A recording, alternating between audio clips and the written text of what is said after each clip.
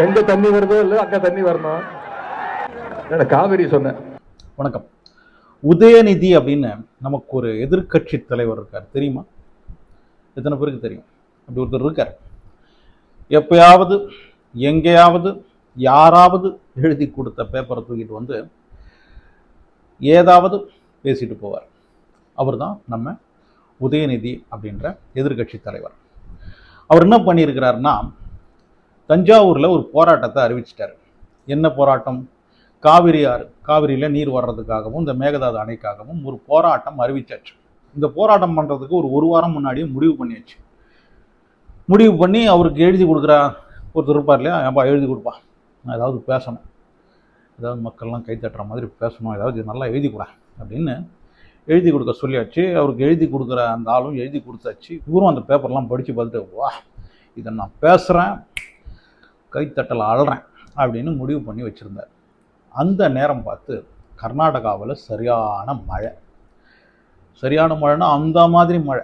அந்த மழையில் என்ன ஆகிப்போச்சு, கர்நாடகாவில் இருக்கிற ஆறுகள்லாம் நிரம்பி வழிய ஆரம்பிச்சிடுச்சு. இப்போது அணையை திறந்து விட்டே ஆகணும். டி சிவகுமார் கர்நாடகாவின் சீஃப் மினிஸ்டர் வராரு, அணையை திறந்து விடுறாரு. நம்ம காவிரி ஆற்றிலும் தண்ணீர் பெருக்கெடுத்து ஓட ஆரம்பிக்குது. 2 நாளைக்கு முன்னாடி நம்ம தமிழ்நாட்டுக்கு தேவையான அளவுக்கு தண்ணீர்லாம் வந்து போச்சு. உதயநிதி தஞ்சாவூரில் நடத்துகிற போராட்டத்தில் இதை பற்றியெல்லாம் பேசுறதுக்காக பாருங்கள் வறண்டு போய் கிடக்குது, பாலைவனம் மாதிரி கிடக்குது அப்படின்லாம் எழுதி வச்சுருந்ததை பேச முடியாது. ஏன்னா தண்ணி வந்து போச்சு. அவருக்கு என்ன எழுதி கொடுத்துருக்குறாங்கன்னா, நான் வர்ற வழியிலலாம் பார்த்தேன், பாலைவனம் மாதிரி இருந்தது. வர்ற வழியில் பாலைவனம் மாதிரிலாம் இல்லை. நம்ம உதயநிதி தஞ்சாவூர் போகிற வழியிலலாம் தண்ணி வந்து போச்சு காவிரியில். ஏன்னா கர்நாடகாவில் மழை பெஞ்சு டேமை திறந்து விட்டு தண்ணி வந்துடுச்சு. இப்போ அது எழுதி கொடுத்ததை பேசாமல் இருக்க முடியாது, பேசினாலும் மக்கள் நம்ப மாட்டாங்க அப்படின்ற ஒரு விரக்தி அவருக்குள்ளே இருந்திருக்குது, உதயநிதிக்குள்ளே. அதனால் என்ன ஆகிப்போச்சு, அந்த ஒரு கோபத்திலேயே பேச ஆரம்பிச்சிருக்கிறார். என்னடா நாம் எழுதி கொடுத்தது ஒன்று, ஆனால் இங்கே நடக்கிறது ஒன்று, பாலைவனம் மாதிரி இல்லையே, நல்லா தண்ணிலாம் ஓடுது காவேரியில் அப்படின்ற மாதிரி ஆகிப்போச்சு. விவசாயிங்கக்கிட்ட இப்போ என்ன பேசுறது அப்படின்னு புரியாமல் ஏதோ பேச ஆரம்பிச்சிருக்கிறாரு.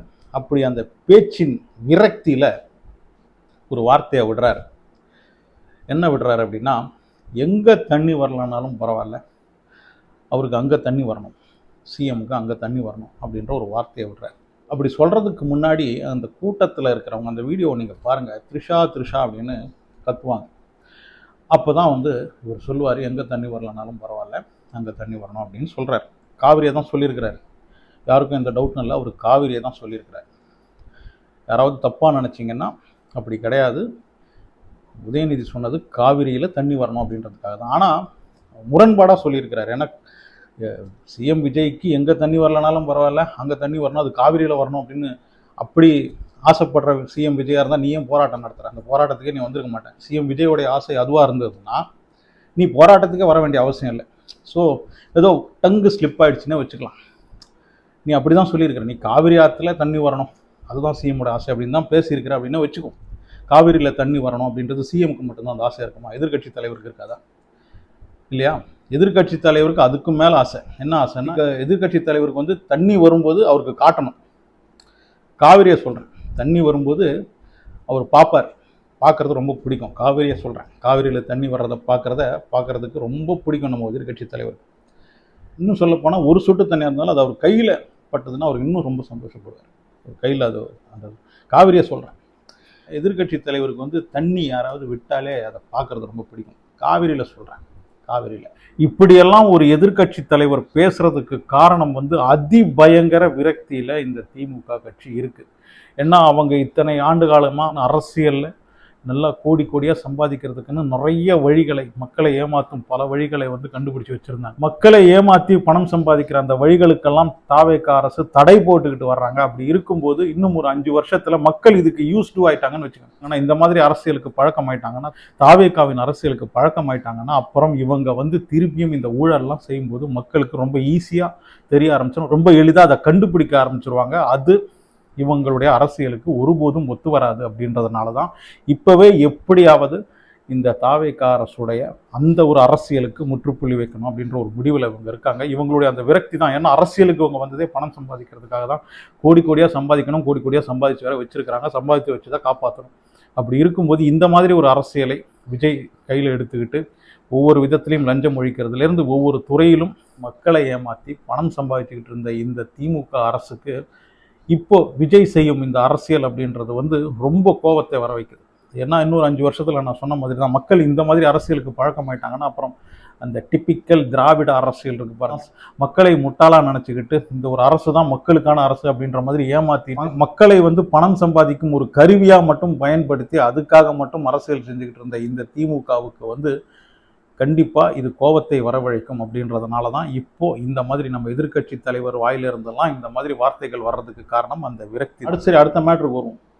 கர்நாடகாவுக்கு போக வேண்டாம்னு நாங்கள் சொன்னோம். இப்போ பாருங்கள், கர்நாடகா சீஃப் மினிஸ்டரே அவரை வர வேண்டாம்னு சொல்லி அவமானப்படுத்திட்டாரு, அவமதிச்சிட்டாரு. இதுக்கு தான் சொன்னோம் நாங்கள் கர்நாடகாவுக்கு போக வேண்டாம். ஆனால் இவர் போக பார்த்தாரு. கடைசியில் கர்நாடகா நம்மளை அவமானப்படுத்திடுச்சு. எவ்வளவு பெரிய அவமானம் தமிழ்நாட்டுக்கு அப்படின்னு உதயநிதி சொல்கிறார். உண்மையிலேயே என்ன நடந்தது அப்படின்றது உதயநிதியின் பேச்சை மட்டும் கேட்குறவங்களுக்கு தெரிஞ்சிருக்காது. அங்கே என்ன நடந்திருக்குன்னா, டி சிவகுமார் என்ன சொல்லியிருக்காருன்னா, தமிழ்நாடு சீஃப் மினிஸ்டராய் கொஞ்சம் மாதங்களே ஆனாலும் ரொம்ப தைரியமான ஒருத்தராக இருக்காரு. இங்கே இவ்வளோ பிரச்சனை கர்நாடகாவில் நடக்கும்போதும் நான் தைரியமாக வரேன் அப்படின்னு சொல்லியிருந்தாரு. நான் தான் வேண்டாங்க, இங்கே நடக்கிற பிரச்சனையில் நீங்கள் வந்தீங்கன்னா தேவையில்லாமல் உங்களுடைய பேர் இங்கே கெட்டு போகும், அதனால் நீங்கள் வர வேண்டாம், நமக்கு இந்த பிரச்சனை எல்லாம் கொஞ்சம் சுமூகமானதுக்கப்புறம் பேச்சுவார்த்தை நடத்திக்கலாம் அப்படின்னு நான் தான் சொன்னேன் அப்படின்னு டி சிவகுமார் சொல்லியிருக்கிறார். அவருடைய ஸ்டேட்மெண்ட் எல்லா நியூஸ் பேப்பர்லையும் இருக்குது, எடுத்து பாருங்கள், எல்லா நியூஸ் சேனல்லையும் இருக்குது.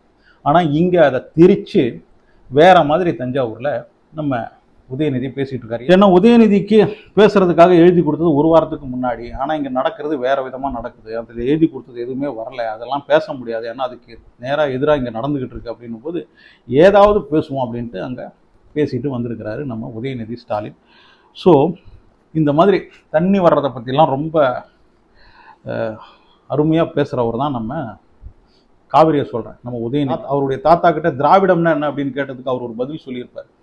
அந்த ஒரு ஃபேமிலியில் வந்தவர்கிட்ட வந்து இப்படி ஒரு வார்த்தையெல்லாம் வந்து வர்றதுல இன்னும் பெரிய ஆச்சரியம் இல்லை இல்லையா?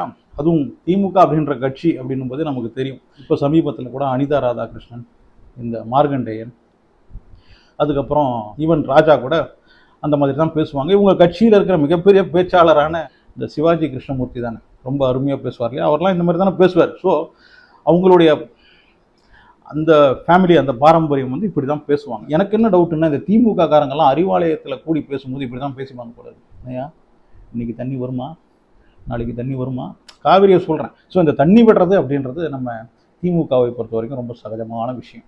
காவிரியை சொல்கிறோம்பா, இது திரும்பி தப்பாக நினச்சிக்காது. ஆனால் ஒன்று, இனிமேல் உதயநிதி ஸ்டாலின் பேசும்போது இந்த சின்ன பசங்க யாராவது மொபைல் பார்த்துக்கிட்டு இருந்தாங்கன்னா பெற்றோர்களே அடல்ட்ஸ் பண்ணி அதெல்லாம் கொடுத்துடாதீங்க. இந்த திமுக காரங்க தாவேக்காவின் இளைஞர்களை எல்லாம் தற்குறி அப்படின்னு சொல்கிறதுக்கு காரணம் என்ன தெரியுமா? 50 வருடமாக இவங்களுடைய பேச்சில் ஏமாந்து நல்லா பேசி ஏமாற்றி 50 வருஷமாக இந்த மக்களை எல்லாம் தற்குறிகளாக ஆக்கி வச்சுருந்தாங்க. 50 வருடமாக திமுகவுக்கு ஓட்டு போட்டவங்க தான் உண்மையிலேயே தற்குறிங்க. ஸோ இப்போ புத்திசாலி பசங்கள்லாம் வந்திருக்கிறாங்களே, நம்மளுடைய அந்த பழைய பேச்செல்லாம் எடுபடாது. அதாவது ஒரு முட்டாள்கிட்ட புத்திசாலித்தனமாக ஒருத்தன் கேள்வி கேட்டான்னு வச்சுக்காங்களேன், ஐயோ இன்னும் முட்டாள் மாதிரி கேட்குறேன் அப்படின்னு தான் அந்த முட்டாள் சொல்லுவான் அந்த புத்திசாலியை. அதே மாதிரி தான் 50 வருடமாக தற்கூரி கூட்டங்கள் ஓட்டு போட்டு ஜெயிச்சுக்கிட்டு வந்த இந்த திமுகவுக்கு இப்போ தாவேக்காவில் இருக்கிற பசங்களாம் அறிவார்ந்த பசங்களாக இருக்கிறாங்களே, நிறைய விஷயங்கள் தெரிஞ்சு வச்சிருக்கிறாங்களே அப்படின்னும் போது அதை தாங்க முடியாமல் தான் தாவேக்காவின் இளைஞர்களை இவங்க தற்கூரி ஆக்கிட்டாங்க.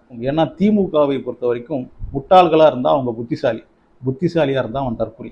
அதுதான் திமுகவின் ஸ்டாண்ட். இவ்வளவு வீக்கான ஒரு எதிர்க்கட்சி தலைவர் வேறு எந்த ஒரு மாநிலத்திலையும் இருக்க மாட்டாங்க. ஸோ நாம் வந்து ரொம்ப ஜாக்கிரதையாக இருக்கணும். அது உண்மையிலேயே தமிழ்நாட்டுக்கு ஒரு சாபம் தான். அதுவும் நம்ம மாநிலத்தின் முன்னேற்றத்துக்கு பெரிய அளவில் தடையாக இருக்கும். ஏன்னா இவ்வளோ அநாகரிகமாக பேசுகிற ஒருத்தர்லாம் வந்து எதிர்க்கட்சி தலைவராக இருந்தால் அதான் சொல்லுவாங்க, கடவுள் எல்லாத்தையும் முழுசாக கொடுக்க மாட்டார், ஏதாவது ஒரு குறைய வைப்பார் அப்படின்னு. அதுதான் நமக்கு தமிழ்நாட்டுக்கு இருக்கிற ஒரே குறைய கடவுள் வச்சிருக்காரு அப்படின்னா இந்த எதிர்க்கட்சி தலைவர் தான். அந்த குறையை தாண்டி நாம் முன்னேற வேண்டியிருக்கு. கடவுள் அப்படி ஒரு முடிவை எடுத்திருக்கிறாரு, என்ன பண்ணுறது?